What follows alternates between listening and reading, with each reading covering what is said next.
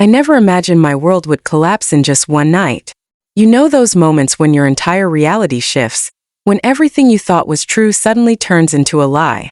That was me, standing frozen in the hallway of my own home, clutching a coffee mug that had suddenly gone cold in my hand. My name is Claire, and for most of my life I believed I had it all. A loving husband, a kind-hearted son, and a peaceful life built over years of quiet devotion. My husband, Richard, was charming, mature, and the kind of man who could make any woman feel safe. We'd been married for nearly 30 years. He was my rock, or so I thought. Our son Ethan was everything to us. Brilliant, respectful, and full of life. He had just turned 27 and was about to marry a lovely young woman named Olivia. She was the kind of girl who could light up any room. Graceful, intelligent, and deeply caring. From the moment Ethan brought her home, I felt like I'd gained the daughter I never had. I still remember the first dinner she shared with us. The way she laughed at Richard's old jokes, how she helped me clear the table without being asked, and how genuinely she looked at Ethan. I remember thinking, my son is so lucky. But life has a strange way of showing you that luck can turn into poison before you even notice. It all started with small, almost invisible signs. The kind you brush off because you trust the people you love. I'd sometimes notice Richard complimenting Olivia a little too often.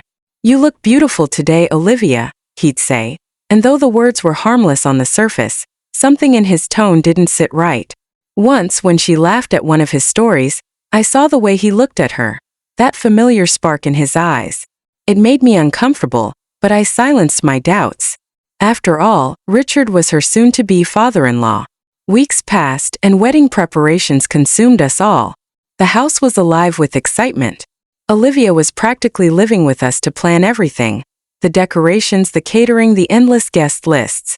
Ethan was busy with work, often coming home late, while Olivia spent her afternoons discussing floral arrangements with me. Sometimes, Richard would join us in the living room, and I'd see Olivia blush when he complimented her ideas. I told myself it was just admiration between family members. I told myself not to overthink it. But then came the night everything changed. It was a Friday evening.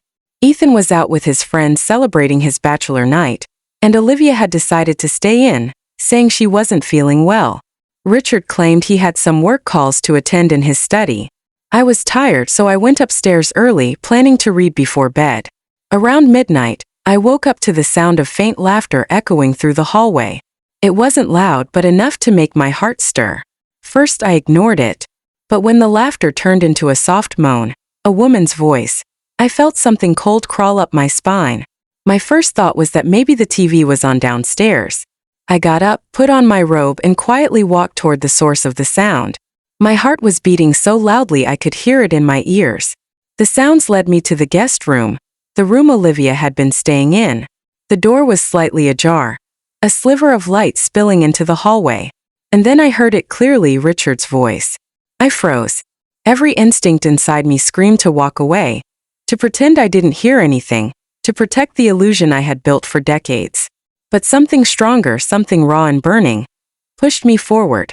I pushed the door open, and there they were, Richard and Olivia. My husband, half-dressed, standing too close to my son's fiancée, her hand still on his chest, their faces pale with shock when they saw me. For a split second, the world stopped spinning. There was only silence, the kind that crushes you, that takes the air out of your lungs. Olivia stepped back, trembling, whispering my name. "Claire, it's not what it looks like." But it was. It was exactly what it looked like. I remember my mug falling from my hand, shattering on the floor. The sound echoed through the room, sharp and final. Richard tried to reach for me, his face twisted with panic. "Claire, listen, please, it's not." "Don't," I said, my voice shaking. "Don't say a word." My entire body felt numb. My hands were cold, my heart pounding painfully against my ribs. I could barely think. I wanted to scream, to cry, to hit him, but I couldn't move. I just stared at them, my husband and the woman who was supposed to marry my son, standing there like strangers caught in the act of destroying my entire life. That night, something inside me broke, quietly, invisibly, like glass cracking beneath a whisper. I didn't know then that this was only the beginning. What I would discover later about why Olivia was with Richard would leave me questioning everything, even my own sanity. For a long moment after that, no one moved. The air in the room felt thick, like it was made of smoke and betrayal. Olivia stood frozen, her lips trembling, and Richard's face had gone pale. A mixture of guilt, fear, and something else I couldn't name. I turned around and walked out. I didn't shout. I didn't cry. I simply left the room one step at a time, while my entire world collapsed behind me. I could hear Richard calling my name, but his voice sounded distant, like it was coming from underwater. My legs were shaking, but somehow I made it to our bedroom. I closed the door and locked it. For hours I sat there on the edge of the bed staring at nothing. My hands wouldn't stop trembling. Every time I closed my eyes I saw their faces, the two people I trusted most in this world, tangled together in a way that made my stomach twist. Around dawn, Richard knocked on the door. "Claire, please. Let me explain," he said softly. I didn't move. "Please, Claire, it's not what you think," he said again. I laughed bitterly under my breath. Not what I think. I'd seen it with my own eyes. "Go away," I whispered. "Don't make it worse." He stood outside for a while. Then I heard his footsteps fade down the hallway. The next morning the house was silent. Olivia was gone. Richard sat at the dining table, his head in his hands. The coffee in front of him was untouched. When I walked past him he looked up. His eyes were red, desperate. "Claire, she came to me that night crying," he began. "She said she was confused about Ethan, that she wasn't sure she loved him." I cut him off sharply. "So you thought the best way to comfort her was to sleep with her?" He flinched. "It wasn't like that. I didn't plan for it to happen. It just did." His words made my blood boil. "It just happened? She's our son's fiancée, Richard." He dropped his gaze, unable to meet my eyes. "I know. I'm sorry. I made a mistake." A mistake. That's what he called it. As if betrayal could be measured in the same breath as forgetting an anniversary. I stared at him, searching for the man I married, but all I saw was a stranger wearing his face. I packed a small bag and left that morning. I couldn't breathe in that house anymore. I went to stay with my sister Margaret, who lived 2 hours away. She didn't ask many questions. She just hugged me and said, "You can stay as long as you need." But even there, sleep refused to come. Every time I closed my eyes, I saw Richard's hands on Olivia. Every word he'd ever said to me now sounded like a lie. After a few days my phone buzzed. It was Ethan. "Mom," he said cheerfully, "Olivia's been acting weird lately. She won't answer my calls. Did she say anything to you?" My throat tightened. I didn't know what to say. How could I tell my son that the woman he was about to marry had betrayed him in the most unforgivable way possible, and with his own father? "No, sweetheart," I said softly. "I haven't heard from her." He sighed. "I'm starting to worry. She's been distant for weeks now. I thought maybe it's just the wedding stress, but something's off.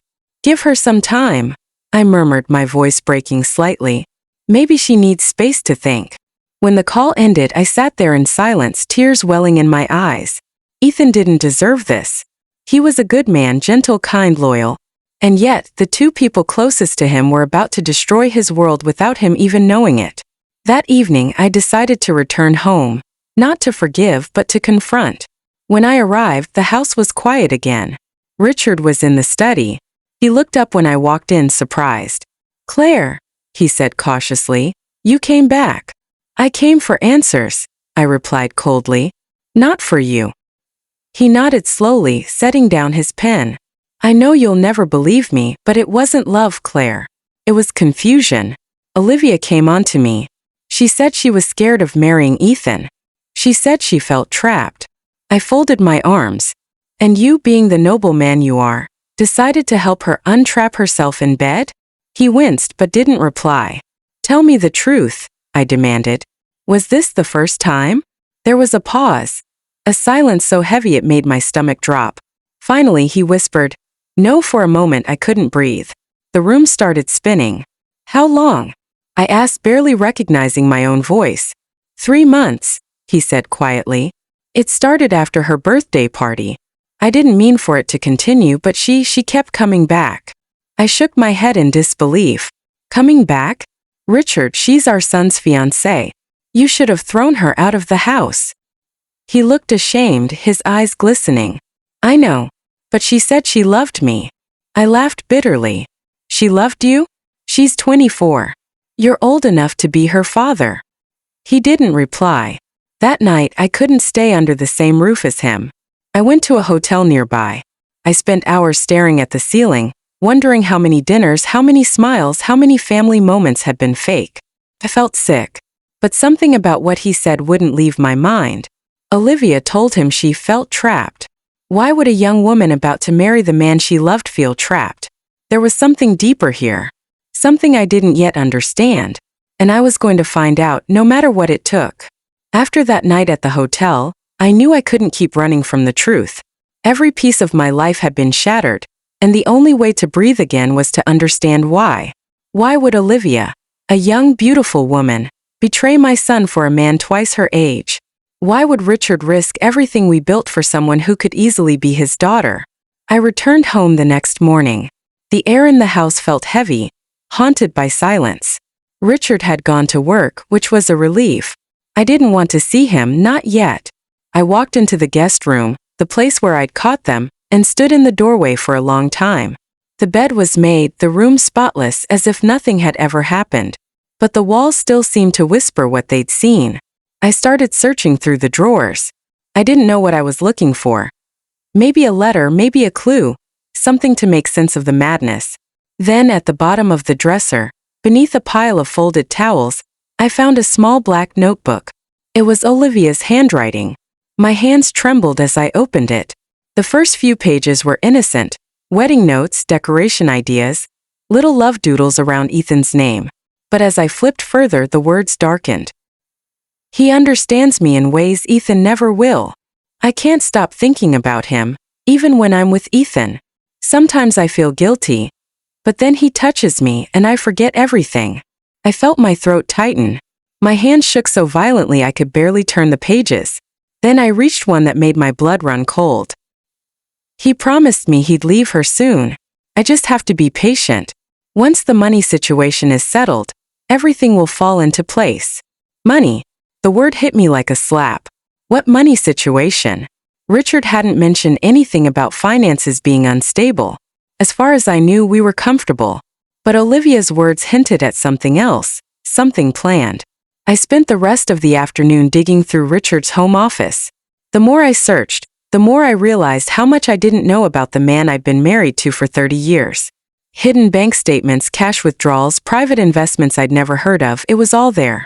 Then, tucked in one of his desk drawers, I found an envelope with Olivia's name on it. Inside was a check for $50,000.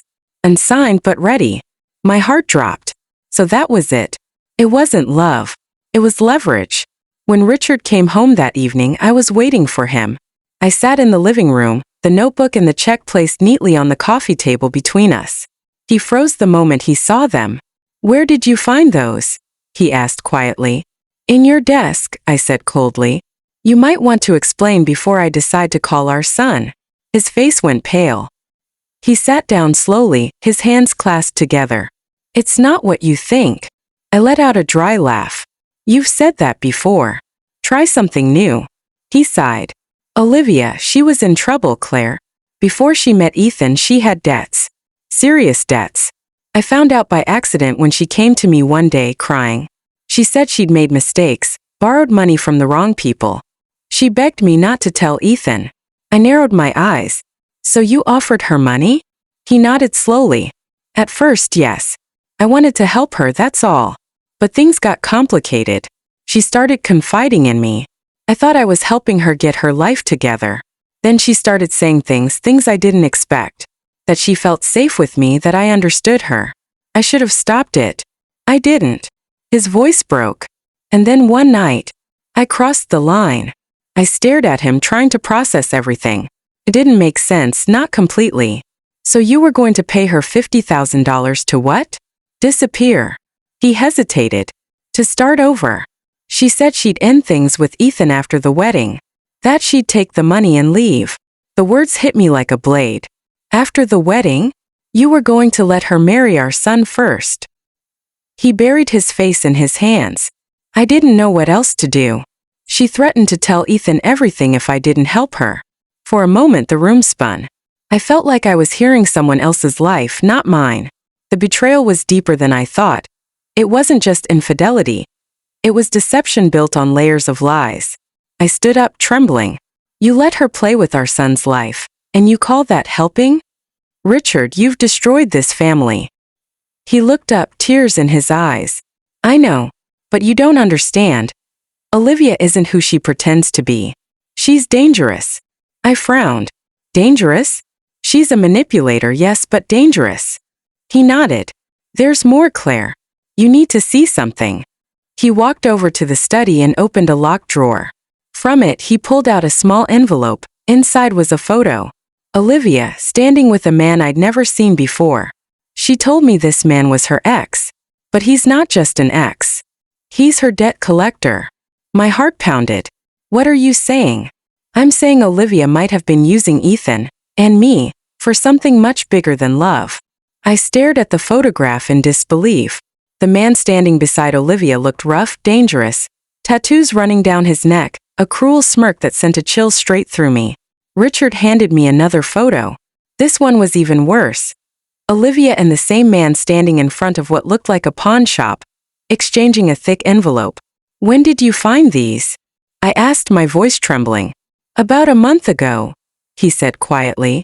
A private investigator sent them to me. I hired him when Olivia started acting strange. She was sneaking out at night, making phone calls from the backyard.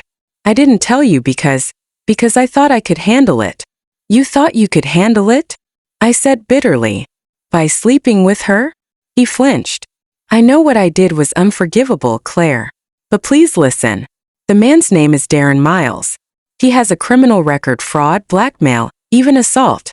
He and Olivia were partners before she met Ethan. They ran scams together. When he went to jail, she reinvented herself, new name, new identity. She was never the person she claimed to be. I stared at him, stunned. Are you saying she targeted our family? He nodded. Yes. And Ethan was her way in. She saw the kind of money he'd inherit, the life he'd have. That's why she got close to him. But when I found out and confronted her, she turned it around. She said Darren was threatening her, that she needed money to make him go away. I gave her some at first, and that's how she pulled me in. She used guilt, fear, seduction, anything to keep me quiet. I sank back onto the couch, my heart pounding. Everything I thought I knew about Olivia shattered in seconds. I remembered how sweetly she smiled, how she hugged me and called me Mom.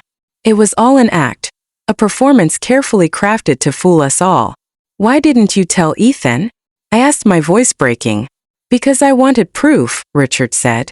And because she said if I told him, she'd destroy him. She had photos, messages. She could twist everything to make it look like I was the one chasing her. He rubbed his forehead wearily. She's smart, Claire. Smarter than either of us gave her credit for. I didn't know whether to scream or cry. The betrayal was no longer just personal, it was calculated. Olivia hadn't only taken my husband. She'd built a web around my entire family. That night I couldn't sleep. I sat on the balcony, the cool wind brushing against my face as I stared into the darkness. I kept thinking about Ethan, innocent, hardworking Ethan, who was preparing for a wedding with a woman who had lied about everything. I had to protect him, no matter what it cost. The next morning, I called the private investigator whose name was printed on the envelope. His name was Mark Turner. Mrs. Hale, he said, his voice calm but wary. I was wondering when you'd call. You knew. I asked sharply. I knew something was wrong, he said. Your husband hired me to keep an eye on Olivia. But once she realized she was being watched, she changed her tactics.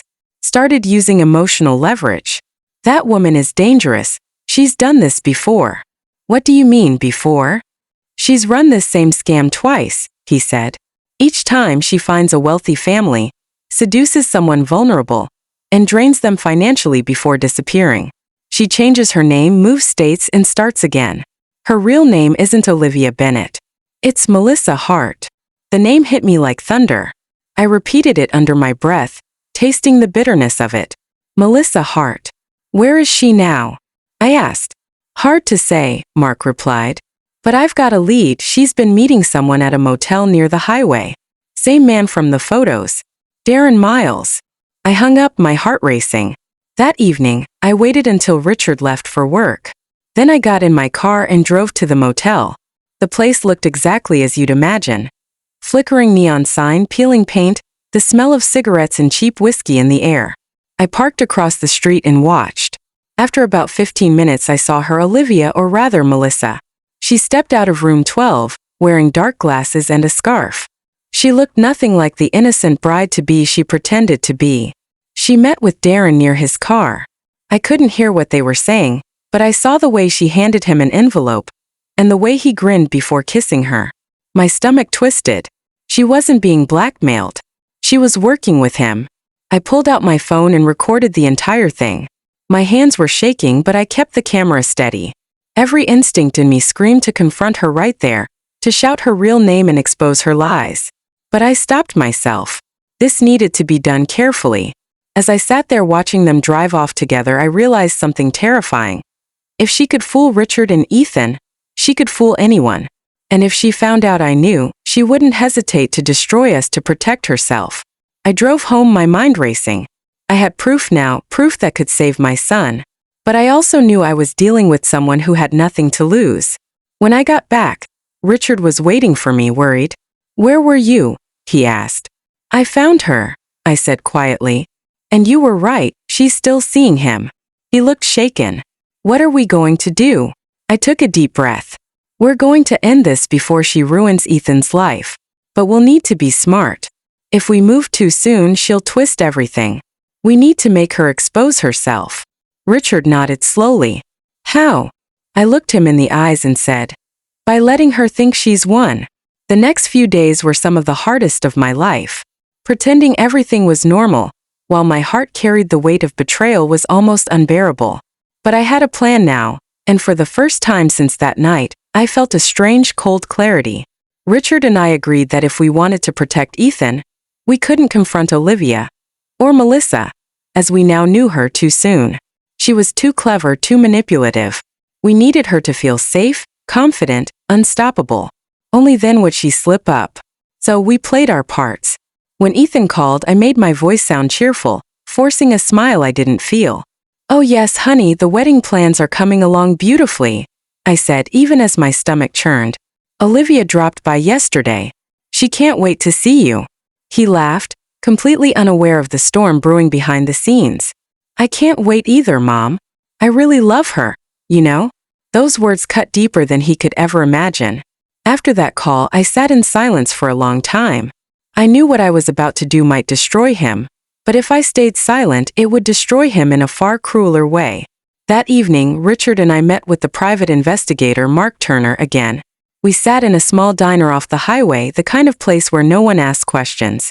"She's planning to move soon," Mark said, sipping his coffee.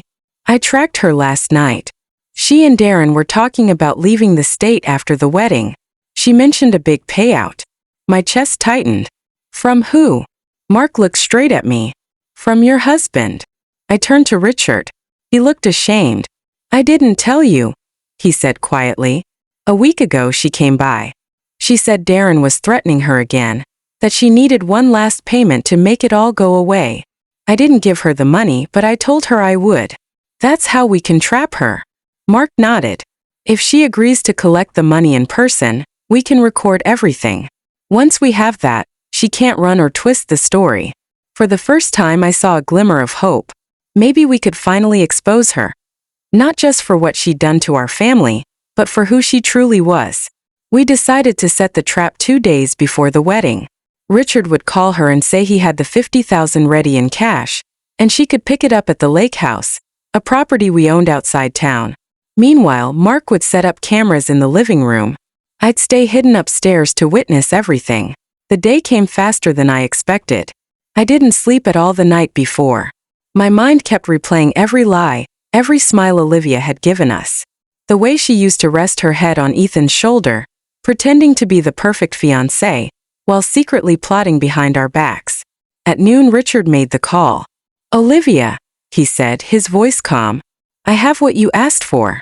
50,000. Meet me at the lake house at 5. There was a pause, then her smooth voice replied, "I knew you'd come through, Richard. I'll be there."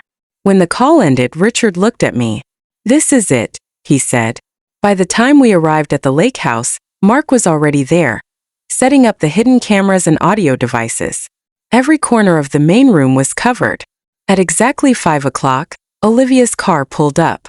Through the window, I watched her step out, calm, confident, her every move rehearsed. She wore a white dress and sunglasses, like a woman with nothing to fear. Richard opened the door for her. "You're right on time," he said, trying to sound casual. "Of course," she smiled. "I always am." She walked inside, her eyes scanning the place quickly. "Where's Claire?" she asked. "She doesn't know," Richard lied smoothly. "This is between us." She smiled faintly. "Good. Because I'd hate for her to find out how generous you've been with me." My stomach twisted as I watched from upstairs. She spoke with such confidence, such cruelty. Richard handed her a black duffel bag filled with fake cash. "Here," he said. 50,000 as promised. "Now you'll leave Ethan out of this." Olivia's expression shifted. For a moment, something dark flickered in her eyes. "Leave Ethan out? Oh, Richard, you still don't get it, do you?" He frowned. "What do you mean?" She stepped closer to him, her tone turning sharp. "I was never after Ethan. He was just a cover. You were the real prize. You were easy to manipulate, lonely, guilty, desperate to be needed. You gave me access to everything, your accounts, your passwords, your home." Richard froze. "What are you talking about?" Olivia smirked. "By the time you realize what's missing, I'll be halfway across the country. You're just a stepping stone, Richard." And then she said something that made my blood run cold. "Ethan? He's not the one I'm marrying for love, but I do love what being his stepmother will make me, heir to everything you own." I gasped softly from upstairs, covering my mouth. She planned to marry Ethan, not for affection, but to legally secure a share of our family's assets. Richard's face turned red with fury. "You disgusting." Before he could finish, Olivia reached into her purse and pulled out a small handgun. "Don't," she said coldly. "You're not calling anyone.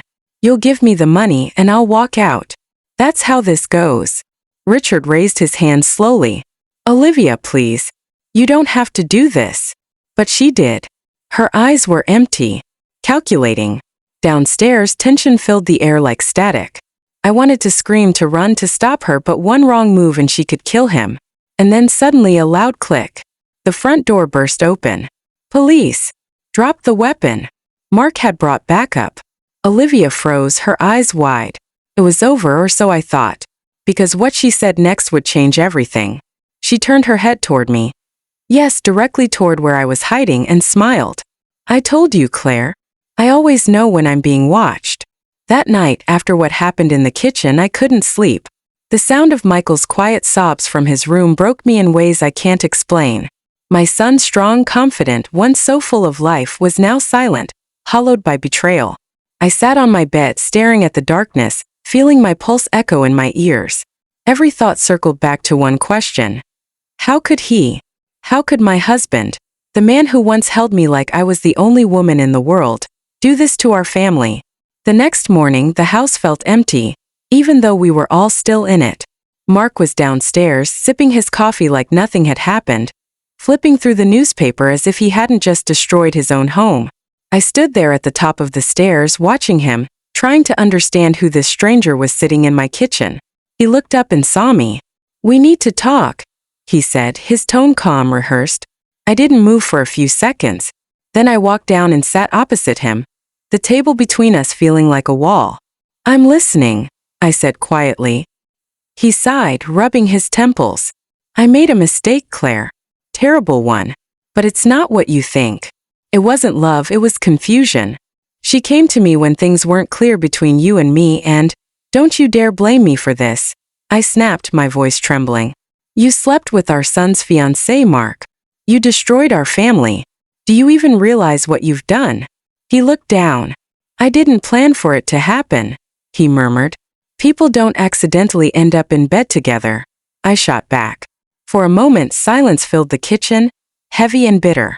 The clock ticked on the wall, loud and mocking. Finally, he said something that shattered me even more. "She's pregnant." The world tilted. My vision blurred.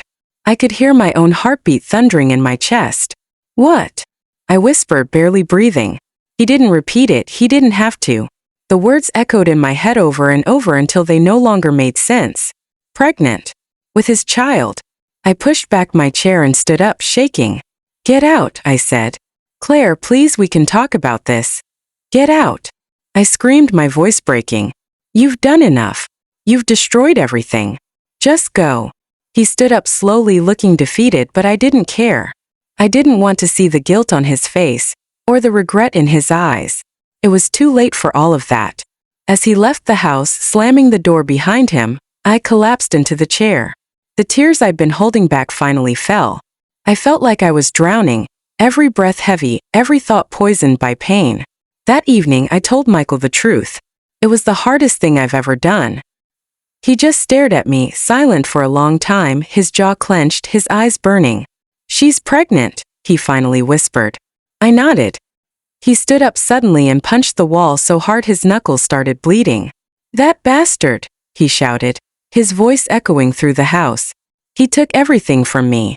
My future, my peace, my trust. I wanted to hold him, but he pushed me away. Mom, I can't stay here. Not in this house. Not around his memories. I didn't stop him. I couldn't. I watched him pack a small bag and leave, my heart breaking all over again.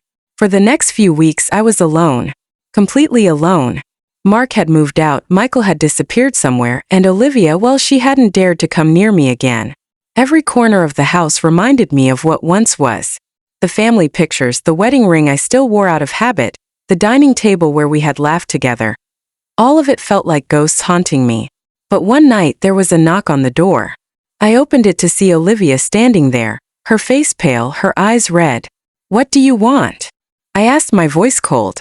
I had nowhere else to go, she whispered. He left me. He said he can't do this anymore. I stared at her, trying to process what she was saying. Mark left you. She nodded, tears streaming down her face. He said he doesn't love me. That it was all a mistake. I don't know what to do. I should have felt satisfaction, some twisted sense of justice, but instead I just felt tired. So tired. You made your bed, Olivia, I said softly. Now you'll have to lie in it. And I closed the door. But even as I walked away, her sobs outside echoed in my ears. I hated her. But part of me pitied her too. She was young, foolish, and now alone, with a life inside her she didn't plan for. That night, as I lay in bed staring at the ceiling, I realized something. Pain doesn't disappear. It just changes shape. And I wasn't going to let this pain define me anymore. I was broken, yes. But I was still here. And somewhere deep inside, I knew this wasn't the end of my story. Just the storm before the calm. The following weeks felt like living inside a fog. Every day blurred into the next. Quiet mornings, empty evenings, and sleepless nights filled with what-ifs and memories that refused to fade. But beneath all the sadness, a small, defiant flame began to flicker inside me. I was done being the woman who simply endured. So I started to rebuild. I got a part-time job at the local community center, helping organize charity events and counseling sessions for women going through difficult marriages. It wasn't much, but it gave me a purpose, something to wake up for. For the first time in months, I didn't feel like a ghost wandering my own home. Then one afternoon, as I was leaving work, my phone buzzed. It was a number I didn't recognize. I almost ignored it, but something told me to answer. Hello. There was a shaky breath on the other end. Claire, it's Olivia. I froze. Why are you calling me? I need your help, she said softly, her voice trembling. Please, it's about the baby. My heart skipped. I didn't want to care. But the word baby hit a tender spot inside me. Against my better judgment, I agreed to meet her. We met at a small cafe downtown. When she walked in, she looked fragile, like she hadn't eaten in days. Her eyes were sunken, her hands trembling as she held her cup of tea. I went to the doctor last week, she began. They did some tests and it turns out. She hesitated, tears filling her eyes. The baby isn't Mark's. I blinked, unsure if I'd heard her right. What do you mean? She swallowed hard. It's Michael's. I felt my stomach twist. That's not possible. You were engaged to him, yes, but you, she nodded quickly. Before everything happened, before that night with Mark, I was already pregnant with Michael's baby. I didn't know it at the time. I thought it was Mark's because of how close everything happened together. But the doctor confirmed the conception date. It's Michael's. For a moment I couldn't breathe. It was like a cruel twist of fate. One final painful revelation that changed everything. So my son's fiancée is carrying his baby, I whispered. And my husband ruined everything before we even knew the truth. Olivia began to cry. I don't know what to do, Claire. I made terrible mistakes, but I never meant for any of this to happen. I loved Michael. I still do. I leaned back, letting her words sink in. The world around me seemed quieter, as if even time had paused. There was a strange, aching irony in all this. The man who betrayed his family had destroyed something that was never his to begin with. After a long silence, I said, "You need to tell Michael." "I tried," she whispered. "He won't answer my calls. He blocked me on everything." "Then I'll tell him," I said, surprising even myself. When I got home that night, I sat on my bed staring at my phone for a long time before calling Michael. He didn't answer at first, but after 3 tries he finally picked up. "Mom, I told you, I don't want to talk about them anymore," he said, his voice rough. "I know," I said softly, "but you need to hear this. It's important." There was a pause, then a sigh.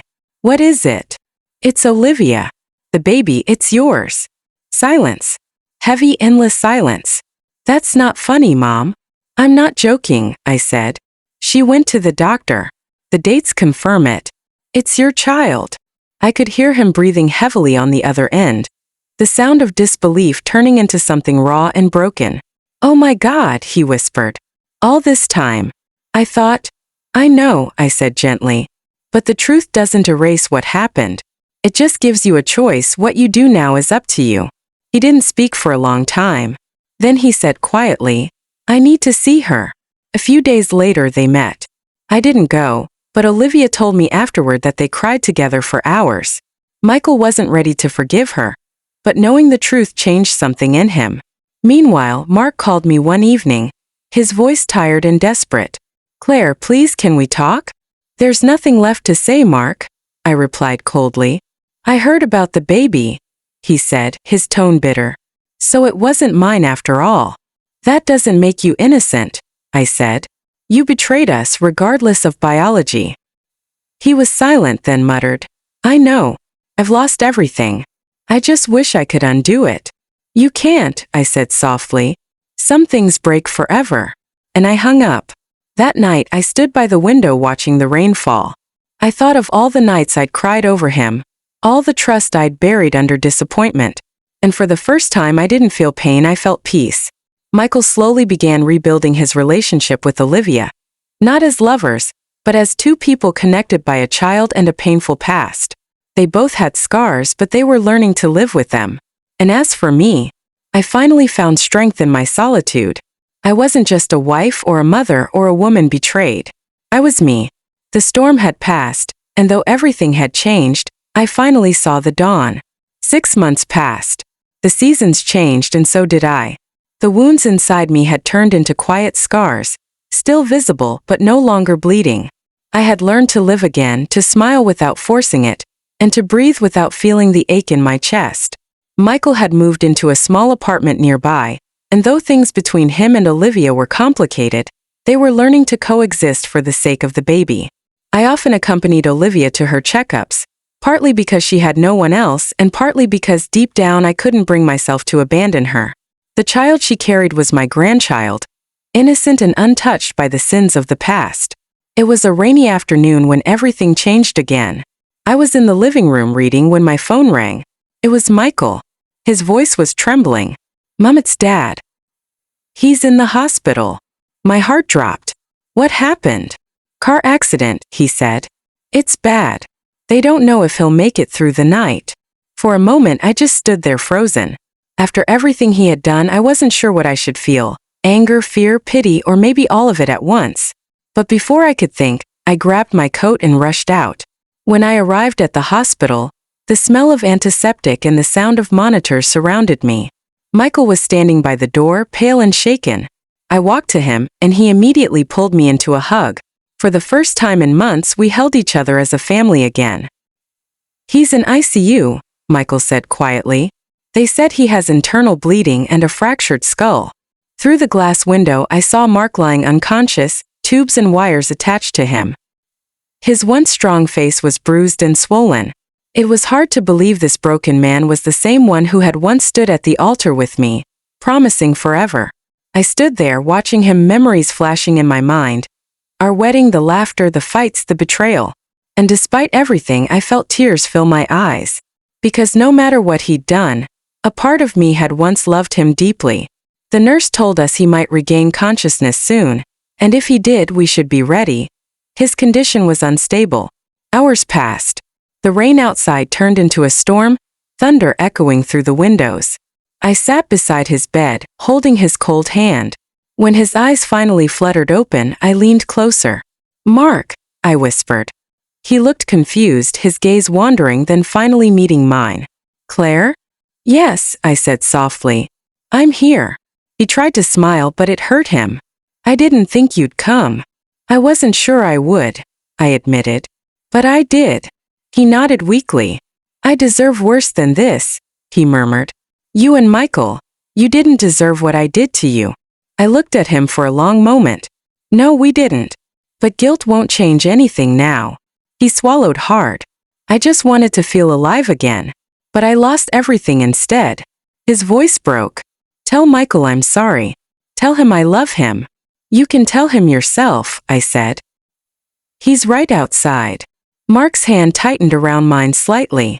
"And you, Claire? I never stopped loving you. Even when I ruined everything, part of me still loved you." Tears slipped down my cheeks, but I didn't answer. Because I didn't know if love was enough to forgive him. Moments later, Michael walked in. The sight of his father brought tears to his eyes. He stood silently for a while, then said, "You hurt us, Dad. You hurt me in ways I can't explain." "I know," Mark whispered, his voice weak. "I'm so sorry, son." Michael hesitated, his fists clenched, but then he stepped forward and placed a hand on his father's arm. "I can't forgive you right now, but I don't want to hate you anymore either." A faint smile appeared on Mark's face.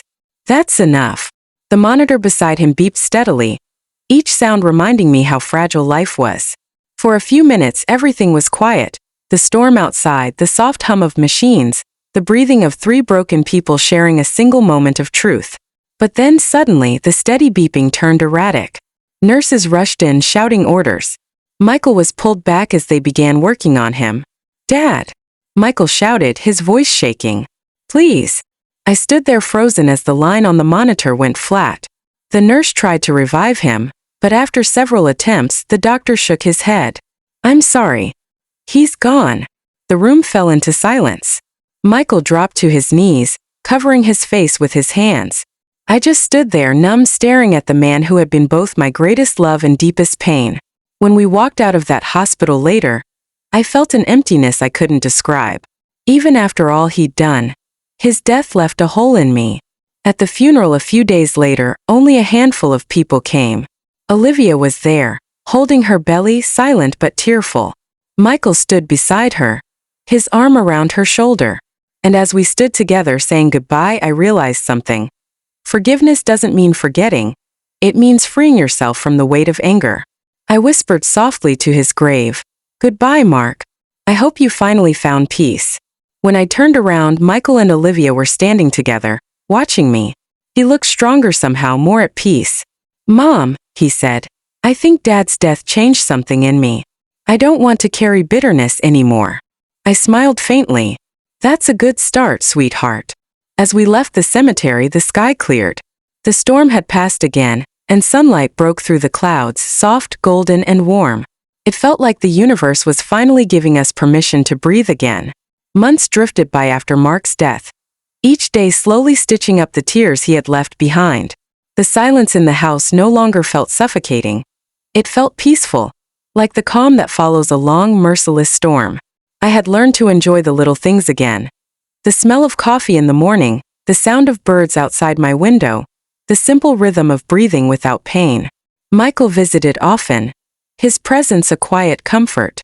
He and Olivia were not back together romantically, but they had grown closer through shared responsibility and something deeper, understanding. The baby was due any day now, and the thought of a new life entering our fractured world filled me with a strange mixture of joy and sorrow. One crisp morning, I got a call from Michael. His voice was urgent but excited. "Mom, it's time. Olivia's in labor." I rushed to the hospital, my heart pounding. When I arrived, Olivia was already in the delivery room, gripping Michael's hand tightly. Her face was pale, her hair damp with sweat, but there was determination in her eyes.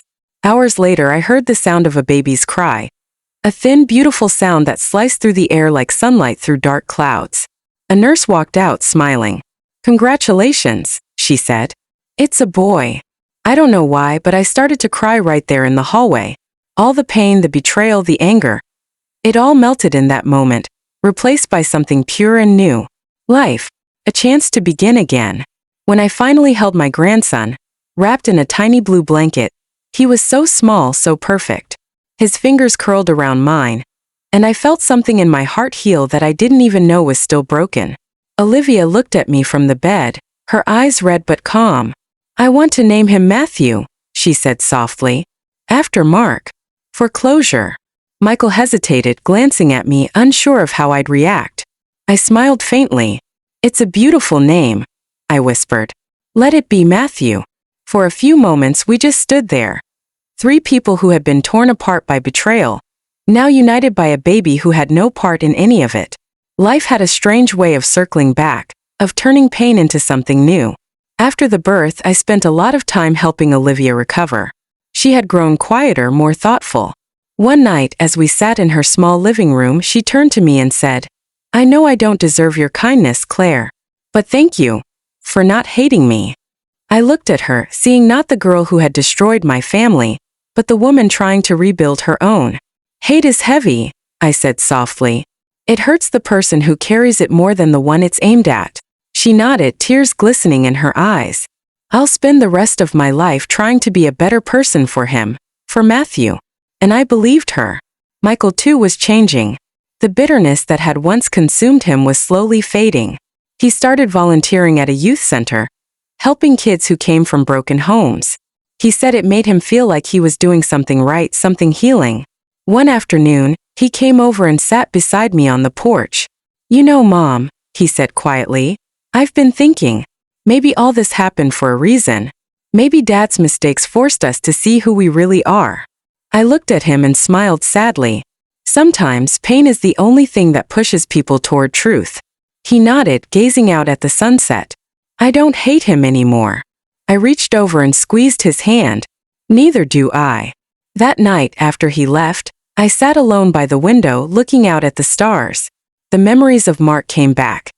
Not the pain, not the betrayal, but the good moments. His laughter. The way he'd hold my hand during movies. The way he used to call me his calm. And instead of hurting, the memories made me smile. Maybe that's what forgiveness truly is. Not erasing the past, but learning to look at it without bleeding. Spring arrived soon after. The flowers in my garden bloomed brighter than they had in years, as if the earth itself was celebrating the end of a long winter. I spent my mornings tending to them, humming softly, feeling lighter than I had in a very long time. One morning, as I was trimming the roses, a voice called out from behind the fence. "Need some help with those?" I turned to see Daniel, my neighbor. He'd moved in a few months ago, a kind man in his early 50s with a gentle smile and a quiet presence. We'd spoken casually before, but that morning, something in his tone felt warmer, more personal. I smiled back. "Only if you promise not to judge my gardening skills." He laughed. "No promises." We spent the morning talking, laughing softly, sharing stories about books, music, and life. It felt easy, refreshingly simple. For the first time in years, I felt a flicker of something I hadn't felt in a long time, possibility. When he left that day, I found myself smiling for no reason. Not because I was in love or ready for something new, but because finally I wasn't afraid of happiness anymore. Later that evening, I went to visit Olivia and little Matthew. He was asleep in his crib, his tiny chest rising and falling peacefully. I watched him for a while, then whispered, "You're our second chance, little one. Our light after the storm." Olivia stood beside me, smiling softly. "You think he'll have Mark's eyes?" she asked. I shook my head. "No. He'll have his father's heart, strong and kind. As I walked home under the fading light, I realized something profound. Life doesn't always give us the ending we expect, but it gives us the one we need. And for the first time in a very long time, I felt whole. The weeks that followed were strangely quiet. The house that once echoed with laughter and arguments now felt like a silent museum. Every photo frame, every piece of furniture, holding a ghost of the life that used to be. I moved out of that house, the one that had once been my sanctuary, and found a small apartment overlooking the river. It wasn't grand, it wasn't perfect, but it was mine. A place untouched by betrayal. James tried to reach out many times. He sent flowers, letters, even showed up at my door once, standing there with tears in his eyes. But his words no longer had weight. Every apology felt like a whisper in a hurricane of lies. I had loved him with every part of me. But love without trust is like trying to breathe underwater. Suffocating and impossible.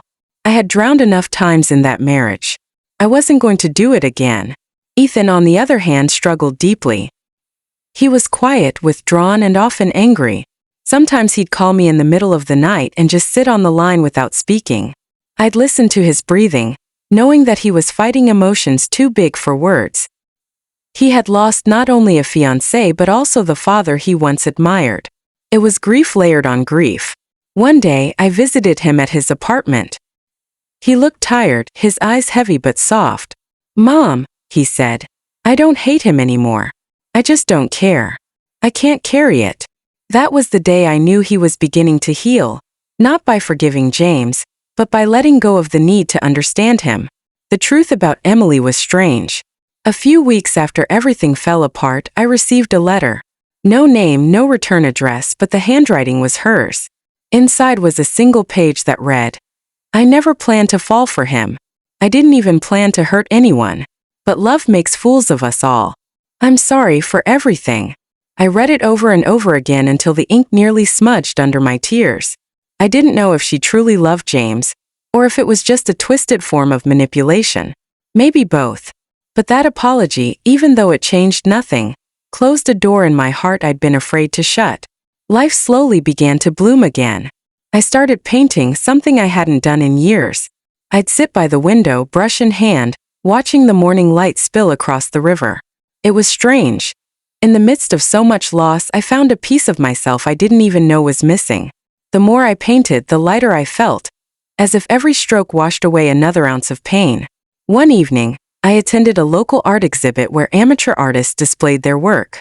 As I walked through the gallery, a man around my age struck up a conversation with me about one of the paintings. He had kind eyes, the kind that seemed to listen even when his lips didn't move. We spoke for hours that night about everything: colors, rain, memories, regrets. And for the first time in a long while, I laughed without guilt. I wasn't looking for love, but I was open to peace. And that, I realized, was even more valuable. Months later, I found myself standing by the same river where everything had once fallen apart. The sun was setting, turning the water into a sheet of gold. I closed my eyes and whispered a quiet prayer of gratitude, not for what had happened, but for what I had survived. Because betrayal, as painful as it is, also strips you bare.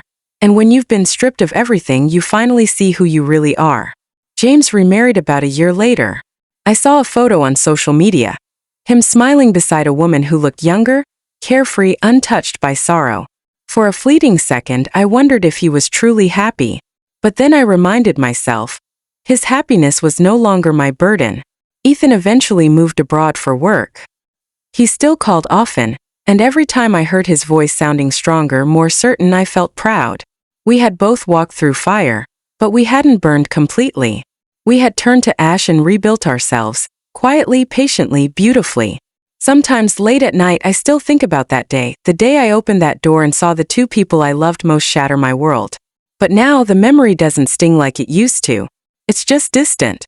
A shadow that reminds me of how far I've come. Because the truth is, heartbreak doesn't end your story. It just rewrites it.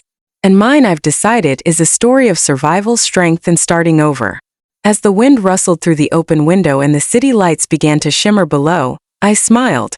Not because everything was perfect, but because I was free. Truly free. Thank you from the bottom of my heart for listening to my story. If you've ever experienced a moment like this in your life, or if my words touch something deep within you, please share your story in the comments below, because your voice, your experience, matters just as much. If you enjoyed this video and would like to hear more real, heartfelt stories like this, don't forget to like the video and subscribe to the channel. Be gentle with yourself, keep smiling through life, and I'll see you again in the next story.